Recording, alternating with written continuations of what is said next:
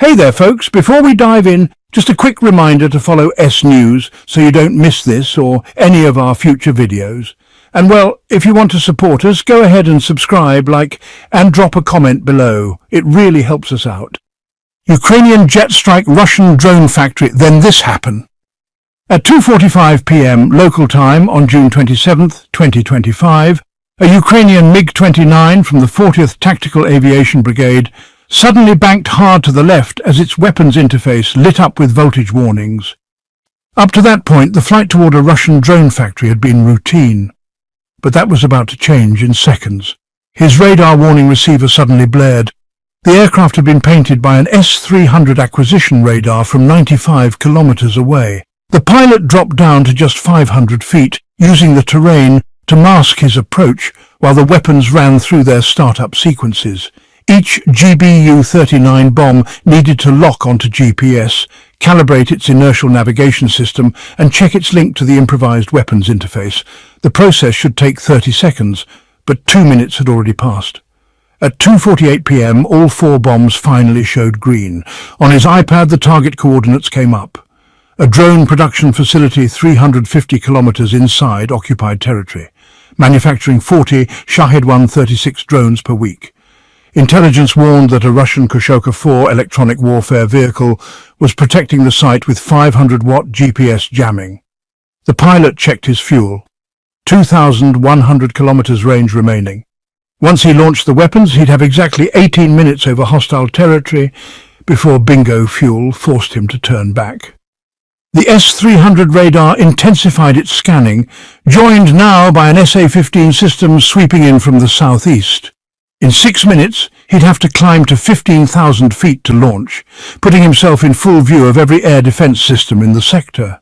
From that altitude, the GBU-39s could glide 110 kilometers, but their guidance systems first had to survive the climb through intense electromagnetic interference that could fry most commercial electronics. Suddenly, the voltage spiked to 31 volts for 3 seconds before the regulator caught it. The bomb racks were drawing 32 amps through wiring designed for 20, somewhere in that mess of improvised cables. Ukrainian battlefield engineers were wrestling Soviet electrical standards to make American weapons work. He shoved the throttle forward. The twin RD-33 engines roared with 18,300 pounds of thrust each as he crossed into contested airspace at 2:51 p.m. All his threat receivers lit up at once. S-400 radars from near Metapole, mobile SA-15 launchers moving to intercept, and the first traces of Kushoka GPS jamming, bleeding into his frequencies. In 19 minutes, he'd find out whether 4 precision bombs, bolted to Soviet wings with salvaged tank parts, could survive the most advanced air defense network outside Moscow. At 3:15 in the afternoon, he aimed straight for an 8-kilometer-wide gap between overlapping S-300 coverage zones. The route plotted by Ukrainian intelligence meant flying between 2 ridgelines for the next 7 minutes, using the terrain to stay below the radar horizon. One navigation mistake would drop him right into an SA-15 kill zone. That gap only existed because of simple physics. The S-400 near Metapole couldn't see below 800 feet at that distance, thanks to the Earth's curvature, and the S-300 batteries were set up to defend against high-altitude threats, leaving dead zones close to the ground. But, the corridor demanded absolute precision. Drift 2 kilometers left, and the Western S-300 would catch him. 3 kilometers right, and an SA-15 patrol would finish the job. At 3:18, his radar warning receiver started chirping with new activity. A mobile SA-15 had stopped moving. Its crew probably suspected the coverage gap. They started radiating with their 9 S-36 search radar, actively hunting for whatever the pilot was up to. He dropped lower still, skimming along at 400 feet over a dry riverbed, barely missing power lines that weren't even marked on the mission maps. At 3:22, he pulled a 4G climb up to 15,000 feet.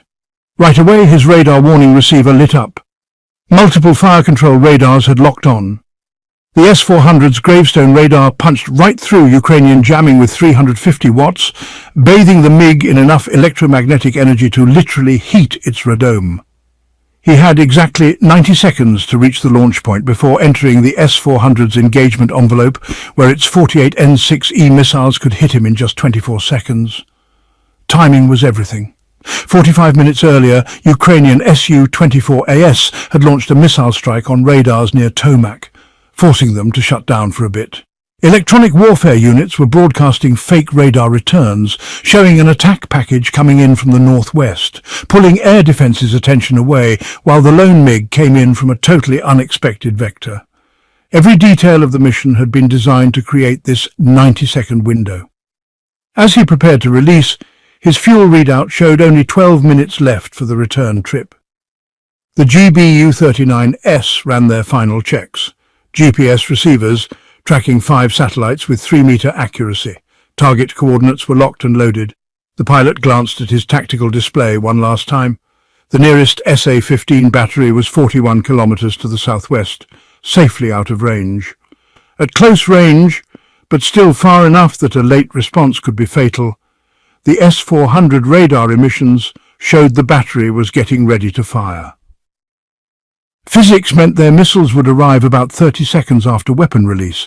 For the last 10 minutes, a Russian Kushoka 4 electronic warfare vehicle near the target had been blasting GPS frequencies L1 and L2 with 500 watts of interference, just flooding the signal with noise to blind anything relying on satellite navigation. But none of that mattered now.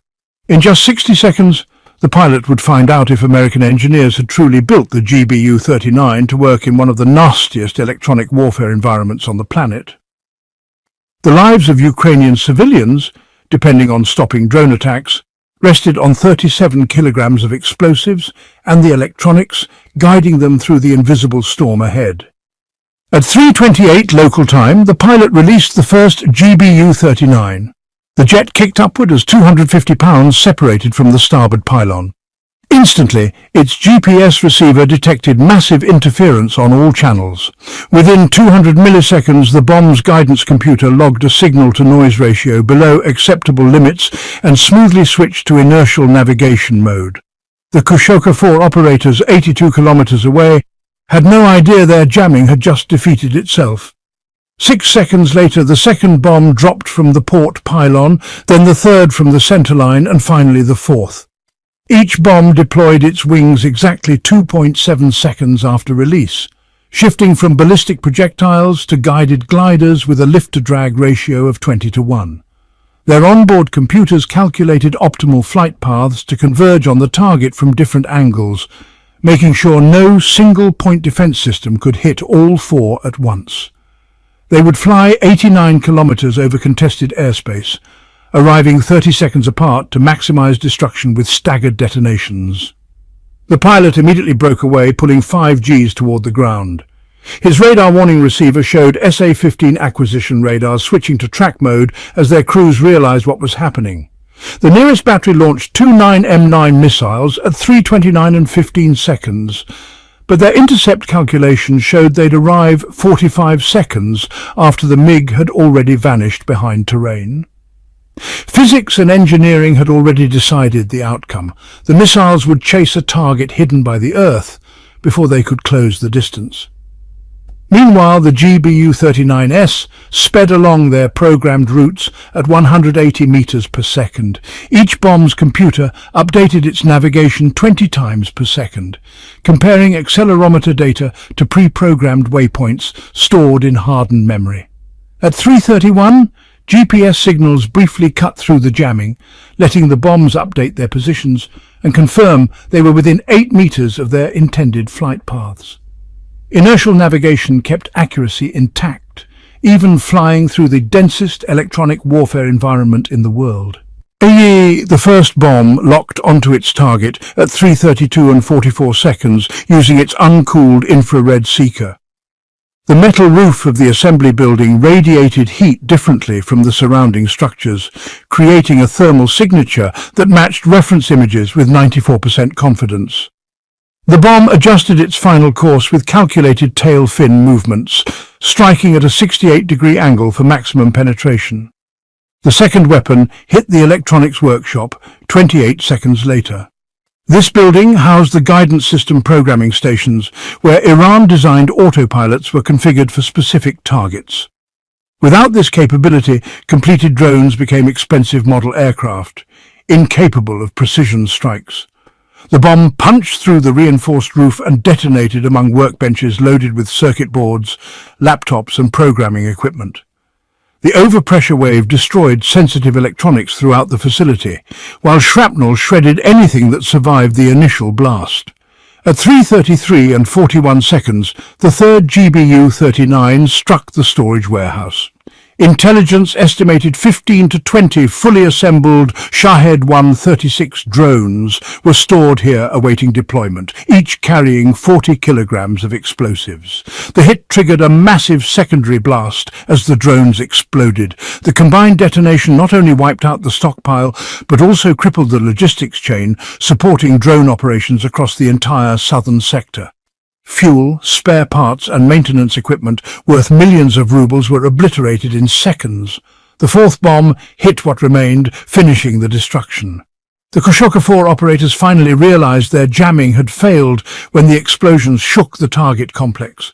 Their system had worked exactly as designed, flooding GPS bands with brute force noise to throw weapons off course. But the GBU-39s had been engineered specifically to survive Soviet-era electronic warfare tactics. American engineers, after decades studying Russian capabilities, had built countermeasures into every circuit. Now the MiG pilot just had to get home, but the Russians weren't about to make that easy. At 3:34 p.m. he leveled out at 400 feet above ground with 750 kilograms of fuel left. His tactical computer showed 180 kilometers to Ukrainian airspace and 12 minutes of flight time if he maintained optimal power settings. Behind him, secondary explosions sent smoke columns 3,000 feet into the sky as stored munitions and fuel added their energy to the destruction. His SPO-15 radar warning receiver showed multiple missile launches from SA-15 batteries trying to intercept him on egress.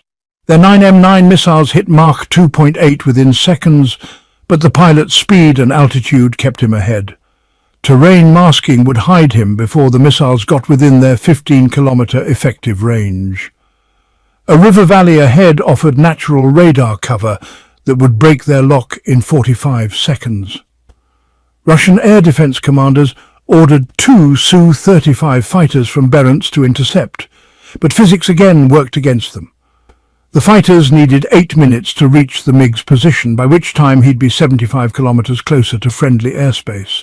Their R-77 missiles had excellent range, but acquiring a target flying at 400 feet through ground clutter was beyond their radar's limits. The pilot held his course, knowing that climbing would only make him easier to track. At 3:38 p.m., he crossed the Malakna River, heading southwest toward the AOF Sea. This terrain feature marked the limit of effective Russian radar coverage due to the masking effect of the land. The SA-15 batteries lost their lock as he disappeared behind a ridge, and their missiles self-destructed after losing guidance. The Su-35s kept chasing, but had to break off due to low fuel before getting close. Post-mission analysis revealed critical intelligence. The GBU-39s had maintained navigation accuracy within 12 meters despite continuous GPS jamming, confirming claims about their resistance to electronic warfare. The Kushoka 4 system had performed exactly as advertised, but failed against weapons specifically designed with Russian capabilities in mind. Ukrainian ingenuity had turned a 40-year-old jet into a precision strike platform, delivering modern effects through sheer creativity. Finally, at the end of the video, I just want to thank you all for listening and encourage you to follow S News and watch future videos.